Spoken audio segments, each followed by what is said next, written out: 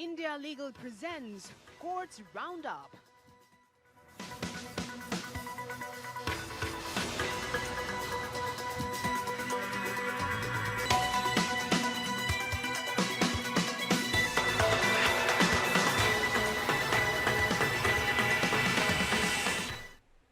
नमस्कार, courts roundup में आप सभी का स्वागत है। मैं हूं आपके साथ सपना। इस बुलेटिन में हम आपको सुप्रीम कोर्ट और हाई कोर्ट्स के तमाम बड़े मामलों से रूबरू कराएंगे। तो चलिए शुरू करते हैं courts roundup. India Legal presents Courts Roundup.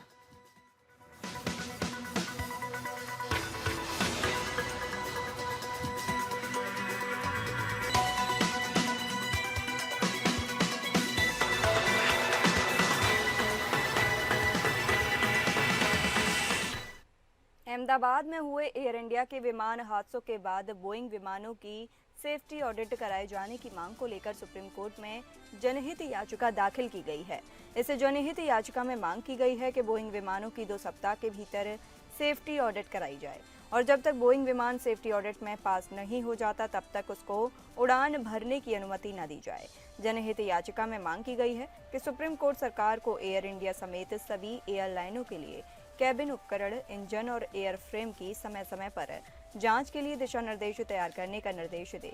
याचिका में मांग की गई है कि डीजीसीए एयर इंडिया समेत दूसरी एयरलाइनों के पूरे बेड़े ऑडिट करे और ऑडिट की जानकारी को सार्वजनिक करे। साथ ही याचिका में भारत में संचालित सभी विमानों की कड़ी साइंटिफिक जांच की मांग की गई है।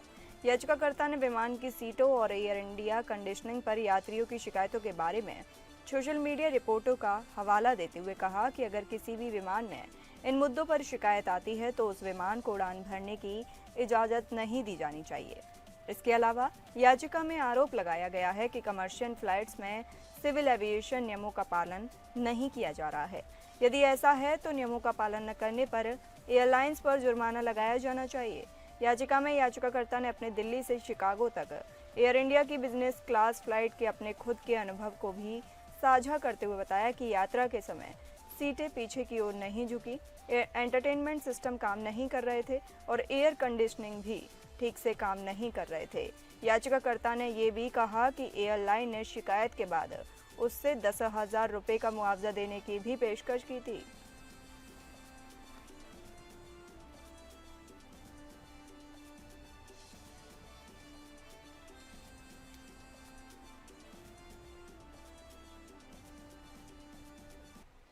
सुप्रीम कोर्ट ने एक आरोपी व्यक्ति को गाजियाबाद जेल से रिहा नहीं करने पर गंभीर आपत्ति जताई। शीर्ष अदालत ने जमानत का आदेश पारित किया था। आरोप है कि जमानत आदेश में एक उपधारा को उल्लेख नहीं होने के कारण व्यक्ति को रिहा नहीं किया गया। सुप्रीम कोर्ट ने 29 अप्रैल 2025 को आरोपी व्यक्ति को जमानत देने का आदेश पारित किया था, जिसमें स्पष्ट रूप से संबंधित धाराओं का उल्लेख किया गया था। जेल अधीक्षक को व्यक्तिगत रूप से उपस्थित होने का निर्देश दिया गया है और डीजी जेल यूपी को वीडियो कॉन्फ्रेंसिंग के माध्यम से मौजूद होने का निर्देश दिया गया है।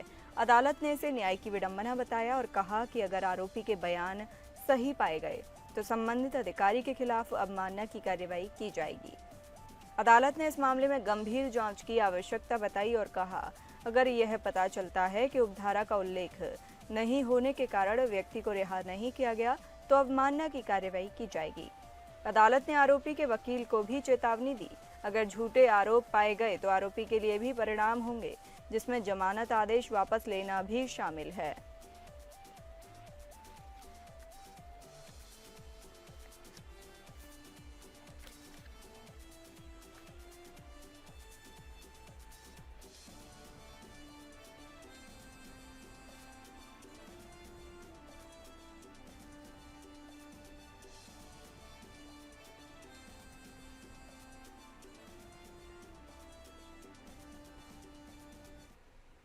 सुप्रीम कोर्ट ने हाल ही में एक महत्वपूर्ण फैसले में कहा कि ऑपरेशन सिंदूर में सेवा करने से किसी अपराधी को आत्मसमर्पण से छूट नहीं मिलेगी। ये फैसला एक दहेज मृत्यु मामले में आया, जहां आरोपी ने ऑपरेशन सिंदूर में अपनी भूमिका का हवाला देते हुए आत्मसमर्पण से छूट की मांग की थी। आरोपी व्यक्ति को दहेज मृत्यु के मामले में दोषी ठहराया गया था और उसे आत्मसमर्पण करने का निर्देश दिया गया था। हालांकि आरोपी ने ऑपरेशन सिंदूर में अपनी भागीदारी का हवाला देते हुए आत्मसमर्पण से छूट की मांग की। सुप्रीम कोर्ट ने आरोपी की याचिका खारिज करते हुए कहा कि ऑपरेशन सिंदूर में सेवा करने से किसी अपराधी को आत्मसमर्पण से छूट नहीं मिलेगी। अदालत ने कहा कि आरोपी को अपने अपराध के लिए जवाबदेह ठहराया जाना चाहिए और आत्मसमर्पण करना होगा।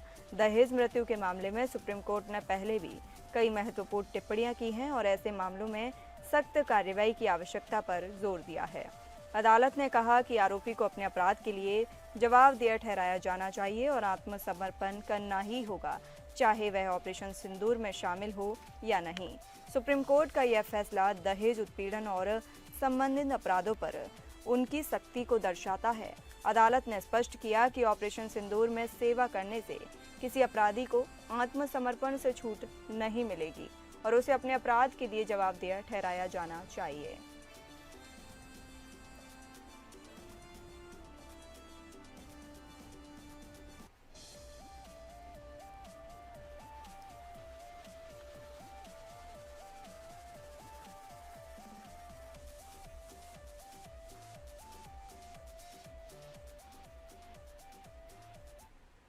सुप्रीम कोर्ट ने एक महत्वपूर्ण फैसले में कहा कि कठोर दंडात्मक कानून जैसे यूपी गैंगस्टर एक्ट का इस्तेमाल उत्पीड़न के साधन के रूप में नहीं किया जा सकता। अदालत ने कहा कि ऐसे कानूनों का दुरुपयोग नहीं होना चाहिए और आरोपियों को परेशान करने के लिए उनका इस्तेमाल नहीं किया जा सकता। एक व्यक्ति ने यूपी गैंगस्टर्स एक्ट के तहत दर्ज मामले में राहत की मांग करते हुए सुप्रीम कोर्ट का दरवाजा खटखटाया था। आरोपी ने दावा किया कि उसे परेशान करने के लिए इस एक्ट का दुरुपयोग किया जा रहा है। सुप्रीम कोर्ट ने आरोपी की याचिका पर सुनवाई करते हुए कहा कि कठोर दंडात्मक कानूनों का इस्तेमाल उत्पीड़न के साधन के रूप में नहीं किया जा सकता है। अदालत ने कहा कि ऐसे कानूनों का उद्देश्य अपराधियों को दंडित करना है, न कि निर्दोष लोगों को परेशान करना। अदालत ने कहा कि कठोर दंडात्मक कानूनों का दुरुपयोग नहीं होना चाहिए और आरोपियों को परेशान करने के लिए उनका इस्तेमाल नहीं किया जा सकता है। सुप्रीम कोर्ट ने न्यायपालिका की भूमिका पर जोर देते हुए कहा कि अदालतों को यह सुनिश्चित करना चाहिए कि ऐसे कानूनों का दुरुपयोग ना हो और आरोपियों के अधिकारों की रक्षा हो। सुप्रीम कोर्ट का यह फैसला कठोर दंडात्मक कानूनों के दुरुपयोग को रोकने और आरोपियों के अधिकारों की रक्षा करने के लिए एक महत्वपूर्ण कदम है। अदालत ने यह भी स्पष्ट किया कि ऐसे कानूनों का इस्तेमाल उत्पीड़न के साधन के रूप में नहीं किया जा सकता है और आरोपियों को परेशान करने के लिए उनका दुरुपयोग नहीं होना चाहिए।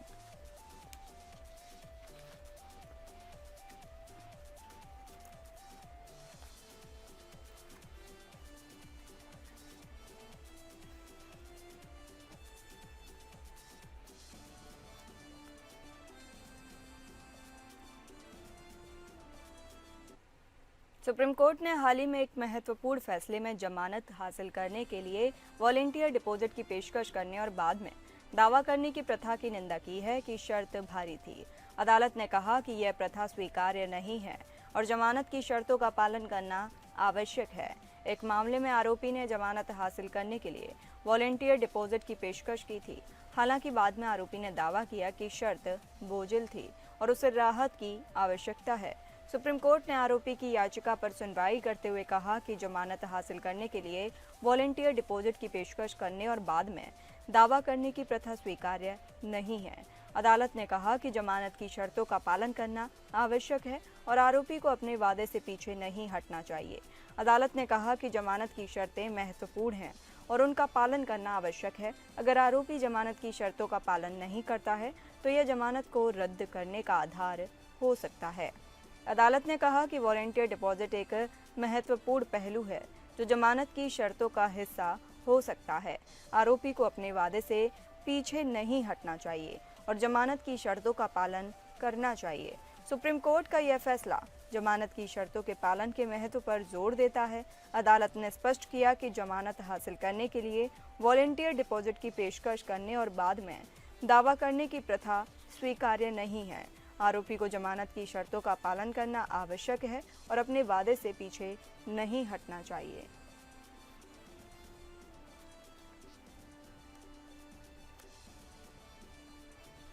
खबरों पर दिल्ली हाई कोर्ट ने बॉलीवुड अभिनेता राजपाल यादव को 27 जून से 5 जुलाई तक अपनी फिल्म मेरा काले रंग दा यार के प्रमोशनल कार्यक्रमों में हिस्सा लेने की इजाजत दे दी है।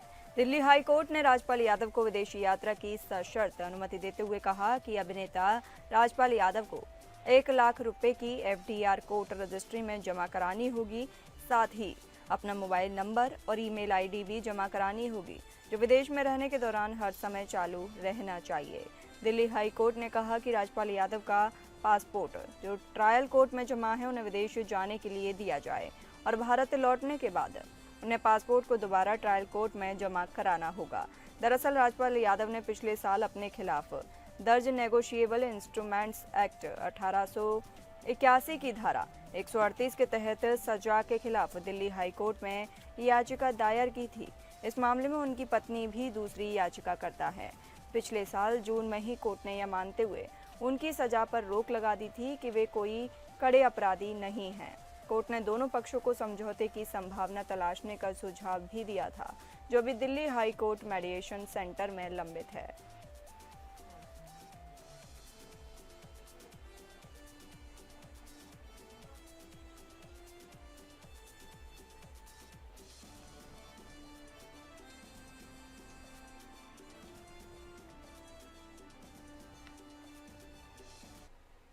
जम्मू कश्मीर उच्च न्यायालय ने केंद्र को पहलगाम हमले के बाद पाकिस्तान भेजी गई महिला को वापस लाने का निर्देश दिया है। जम्मू और कश्मीर उच्च न्यायालय ने एक महत्वपूर्ण फैसले में केंद्र सरकार को निर्देश दिया है कि वह एक महिला को भारत वापस लाए, जिसे पहलगाम आतंकवादी हमले के बाद पाकिस्तान भेज दिया गया था। अदालत ने कहा कि मानवाधिकार सबसे पवित्र घटक है और इस मामले में महिला के अधिकारों की रक्षा करना आवश्यक है। रक्षांदा राशिद, एक पाकिस्तानी नागरिक, अपने पति शेख जहूर अहमद और उसके 2 बच्चों के साथ जम्मू में रह रही थी। अप्रैल में पहलगाम आतंकी हमले के बाद भारत सरकार ने पाकिस्तानी नागरिकों के लिए वीजा सेवाएं निलंबित कर दी और उन्हें भारत छोड़ने का निर्देश दिया। रक्षांदा को 30 अप्रैल को पाकिस्तान भेज दिया गया, जबकि उनके मामले की सुनवाई उसी दिन उच्च न्यायालय में निर्धारित हुई थी। न्यायमूर्ति राहुल भारती ने अपने फैसले में कहा कि मानवाधिकार सबसे पवित्र घटक है और इस मामले में महिला के अधिकारों की रक्षा करना आवश्यक है। अदालत ने कहा कि रक्षांदा की लॉन्ग टर्म वीजा स्थिति को देखते हुए उनकी निर्वासन प्रक्रिया संदिग्ध थी और उन्हें बिना किसी उचित आदेश के पाकिस्तान भेज दिया गया था। उच्च न्यायालय ने केंद्र सरकार को निर्देश दिया है कि वह रक्षांदा को 10 दिनों के भीतर वापस भारत लाए और उनके पति के साथ पुनः मिलन की व्यवस्था करे। अदालत ने 1 जुलाई को अनुपालन रिपोर्ट की समीक्षा करने के लिए अगली सुनवाई निर्धारित की है। अदालत ने मानवाधिकारों के महत्व पर जोर दिया और कहा, इस मामले में महिला के अधिकारों की रक्षा करना आवश्यक है। रक्षांदा की लॉन्ग टर्म वीजा स्थिति को देखते हुए उनकी निर्वासन प्रक्रिया संदिग्ध थी। अदालत ने कहा कि रक्षांदा को बिना किसी उचित आदेश के पाकिस्तान भेज दिया गया था। उच्च न्यायालय ने केंद्र सरकार को निर्देश दिया है कि वह रक्षांदा को भारत वापस लाए और उनके पति के साथ पुनः मिलन की व्यवस्था करे।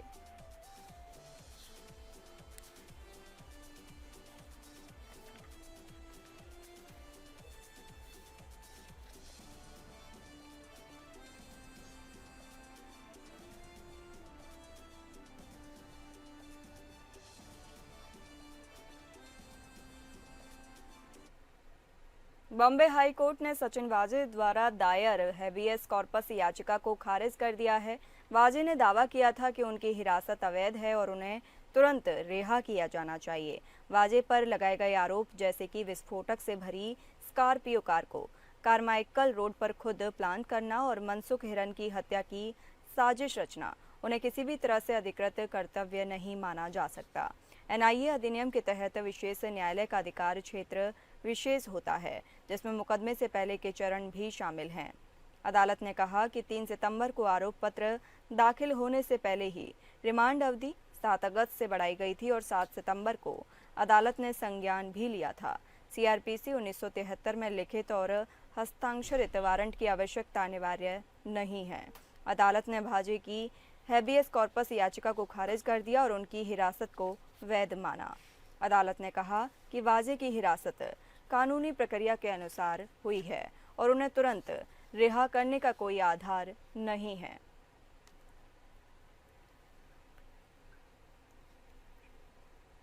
इस मामले पर ज़्यादा जानकारी देंगी इंडिया लीगल की रिसर्चर अक्षोहिनी प्रियंकर। बताइए क्या कहा कोर्ट ने। हाँ, तो एक केस का नाम है सचिन हिंदूराव वजे वर्सेस यूनियन ऑफ इंडिया। इसमें बॉम्बे हाईकोर्ट ने सचिन वजे द्वारा दाखिल की गई हेबियस कॉर्पस रिट पिटीशन को डिसमिस कर दिया। इस पिटीशन में वजे ने दावा किया था कि उनकी कस्टडी इलीगल है और उन्हें तुरंत रिलीज किया जाना चाहिए। कोर्ट ने इस मामले के से कई इम्पोर्टेंट मुद्दों पर गौर किया। सबसे पहले वजे का कहना था कि उनका अरेस्ट सीआरपीसी के सेक्शन 45 को वायलेट करता है क्योंकि वो अपने ऑफिशियल ड्यूटी में थे और इसलिए उनका अरेस्ट करने से पहले स्टेट गवर्नमेंट की कंसेंट लेना जरूरी था। लेकिन कोर्ट ने ये तर्क अविस्कार कर दिया। कोर्ट ने स्पष्ट कहा कि जिस प्रकार के आरोप उन पर है, जैसे कि एक्सप्लोसिव से भरी स्कॉर्पियो कार को कारमाइकल रोड तक खुद प्लान करना और मनसूख हिरेन की हत्या की साजिश रचना, उन्हें किसी भी तरह ऑफिशियल ड्यूटी नहीं माना जा सकता। इसीलिए सेक्शन 45 का प्रोटेक्शन उनको नहीं मिलता। दूसरा, वजे ने ये भी कहा कि जब उन्हें 13 मार्च 2021 को अरेस्ट किया गया था तो उनकी पहली रिमांड स्पेशल जज में थी, जबकि सीआरपीसी के तहत ये अधिकार मैजिस्ट्रेट का होता है। कोर्ट ने इस पर भी वजे का दावा अविस्कार दिया। कोर्ट ने बताया कि ये केस एनआईए एक्ट के तहत आता है क्योंकि एक्सप्लोसिव एक्ट और यूएस के ऑफेंसेस शामिल है। सुप्रीम कोर्ट के फैसलों Vikramjit Singh versus state of Punjab और सुधा भारद्वाज वर्सेस एनआईए का उदाहरण देते हुए कोर्ट ने कहा कि एनआईए के स्केड्यूल ऑफेंसेस के मामले में स्पेशल कोर्ट का जुरिस्डिक्शन एक्सक्लूसिव होता है प्री ट्रायल स्टेजेस में भी। तीसरा मुख्य मुद्दा ये था कि 3 सितंबर को चार्जशीट फाइल होने के बाद से लेकर 7 सितंबर 2021 तक, जब तक कोर्ट ने कॉग्निजेंस नहीं लिया, तब तक कोई वैलिड रिमांड ऑर्डर नहीं था और इस दौरान डिटेंशन इलीगल था। कोर्ट ने इस पर स्पष्ट रूप से कहा कि सितंबर के चार्जशीट फाइल होने से पहले ही रिमांड पीरियड अक्टूबर से एक्सटेंड किया गया था और सितंबर को ही कोर्ट ने कॉग्निजेंस भी ले लिया, इसलिए बीच का समय भी लीगली कवर्ड था। आखिरी मुद्दा ये था कि सेक्शन 309 सीआरपीसी के तहत जो रिमांड ऑर्डर दिए जाते हैं उनमें लिखित और साइन वारंट होना चाहिए। वजे के वकील ने कहा कि ऐसे कोई साइन रिमांड ऑर्डर्स नहीं थे, इसलिए उनकी कस्टडी इलीगल है।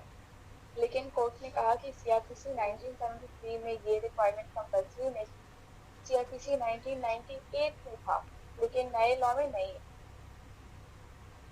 बहुत शुक्रिया अक्षोहिनी प्रियंकर, आपने यह जानकारी हमारे साथ साझा की। फिलहाल इस कोर्ट्स राउंडअप में इतना ही। नमस्कार।